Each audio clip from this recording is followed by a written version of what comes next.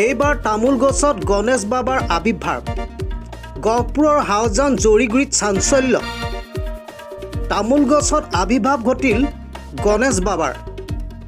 বহু লোকৰ আগমন গণেশ বাবাক চাবলৈ। গহপুৰৰ জৰিগুৰি হেমন্ত কুমাৰ দাসৰ ঘৰত সংঘটিত হৈছে এই ঘটনা।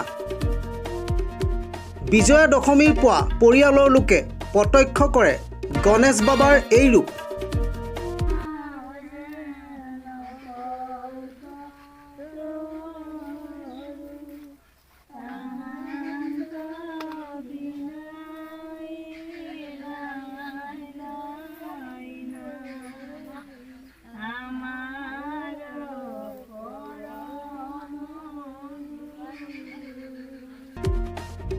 খাইলাক গণেশ বাবাৰ আকৃতি দেখি ধূপ দীপ জ্বলাই প্ৰাৰ্থনা কৰি এইধৰণে প্ৰতিদিনে ভক্তিভাৱত গদগদ হৈছে এইসকল লোক। এইটো ঘৰখন হ'ল হেমন্ত দাসৰ ঘৰ, জৰিগুৰিত ঘৰ, গাঁও জৰিগুৰি। মঙলবাৰ দিনাখনি সেইদিনা উটনি আছিলে। সেইদিনা ৰাতিপুৱা 8:30 মান বজাত আমাৰ ভাগিন আহিলে মোৰ ওচৰলৈ। আমি কিবা ঘৰুৱা কথা পাতি থাকোঁতে হঠাতে মোৰ ভাগিনে দেখা পালে, মোক ক'লে যে জেঠাই গণেশ বাবা ওলাল, গণেশ বাবা ওলাল। মই তেতিয়া ভাবিলোঁ ক'ত ওলালে গণেশ বাবা। তাৰপৰা সি ক'লে নহয় জেঠাই, এই তামোল গছতহে। তাৰপৰা সি দেখুৱাই দিলে। দেখাত মই সকলোকে চিঞৰ বাখৰ কৰিলোঁ। আচৰিত ধৰণৰ, আমি যিহেতু ডাঙৰীয়া বুলি ভাবি থাকোঁ, তেওঁক শ্ৰদ্ধা কৰোঁ, সেৱা কৰোঁ।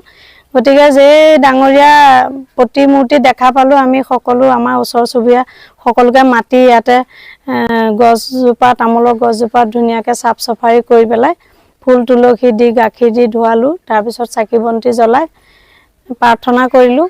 আৰু এতিয়া তেনেকৈয়ে মানে পুৱা গধূলা আমি চাকি বন্তি জ্বলাই সেৱা কৰি থকা হৈছে। প্ৰথমৰ আকাৰটো ঠিক গণেশ বাবাই আছিলে, কিন্তু এতিয়াতকৈ তেতিয়া অলপ সৰু আছিলে। পাতখিনি এতিয়া সিফালে যেনেকৈ পাতটো মুকলি হৈ গৈছে, তেতিয়া কিন্তু মুকলি হোৱা নাছিলে, এনেকৈ মুঠি মৰা টাইপতে আছিলে। আমি চাবলৈকে আহিছিলোঁ।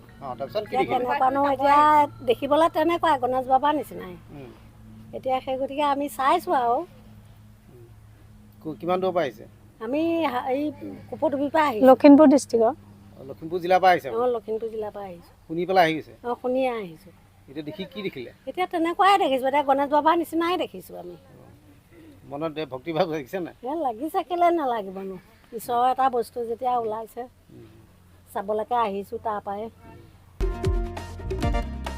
হেমন্ত কুমাৰ দাসৰ ঘৰত প্ৰতিদিনে বহু লোকৰ আগমন ঘটিছে গণেশ বাবাক চাবলৈ। বিশ্বাস অন্ধবিশ্বাস দুমোজাৰ মাজত বিষয়টো দুদুল্যমান অৱস্থাত থাকিলেও বহু লোকে ভগৱানৰ আবিৰ্ভাৱ ঘটা বুলিয়ে বিশ্বাস কৰি লৈছে। বিজ্ঞানৰ দৃষ্টিত বহু লোকে গছ আদিত হৰমনৰ তাৰতম্যৰ বাবেও এনে ঘটনা হোৱা হয় বুলি ক'ব খোজে। যি কি নহওক, বিশ্বাসী আদিমূল হিচাপত এতিয়া প্ৰতিদিনে তামোল গছৰ তলত চলিছে এইদৰে প্ৰাৰ্থনা, পূজা অৰ্চনা। আপুনি বাৰু এই ঘটনা কি বুলি ক'ব খোজে? আপোনাৰ বহুমূলীয়া মন্তব্য আমাৰ কাম্য।